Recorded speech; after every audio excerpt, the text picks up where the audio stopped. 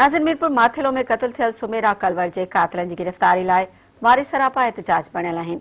उन हवाले सां ॾिसूं था कासिम कलवर जी ही रिपोर्ट। 28 ॾींहं अॻु दौदले थाणे जे हद में मासूम सुमेरा कलवर जो क़त्ल, उन क़त्ल ख़िलाफ़ ही उनजा वारिस सरापा एहतजाज आहिनि। अचो त इन्हनि सां ॻाल्हि ॿोल कयूं, उनजो छा चवणु आहे। असांजी भेण सुमेरा जो क़त्ल कयो वियो आहे ऐं मुंहिंजी भेण सुमेरा पन्नो आकिल में असां उनजी शादी कराई हुई, जेका असांजे मामे जे पुट खे ॾिनल हुई, जंहिंजो नालो मोहम्मद आकिब आहे।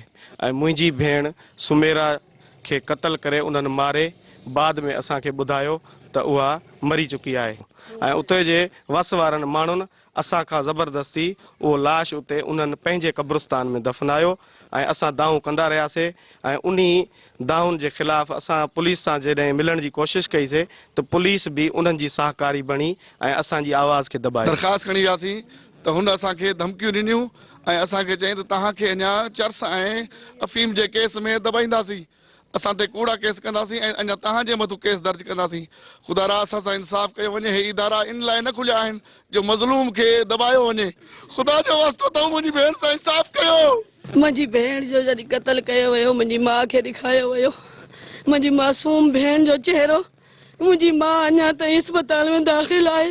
असां भेण बि विञाए वेठा आहियूं, असांजी माउ बि कोन्हे। असांजी अपील आहे उन वॾनि खे सरबराहनि खे असांजी हिमायत कई वञे, हक़ ॾिनो वञे। असांजी भेण लावारिस करे मारी वई आहे, क़त्ल कई वई आहे। कातिलनि खे गिरफ़्तार कयो वञे, असांजी भेण जो इंसाफ़ कयो वञे, हक़ कयो वञे। नाहक क़त्ल कयो वियो आहे। असांजो हे एहतजाज कंदा पिया आहियूं, असांजो इन जो हक़ थियो वञे।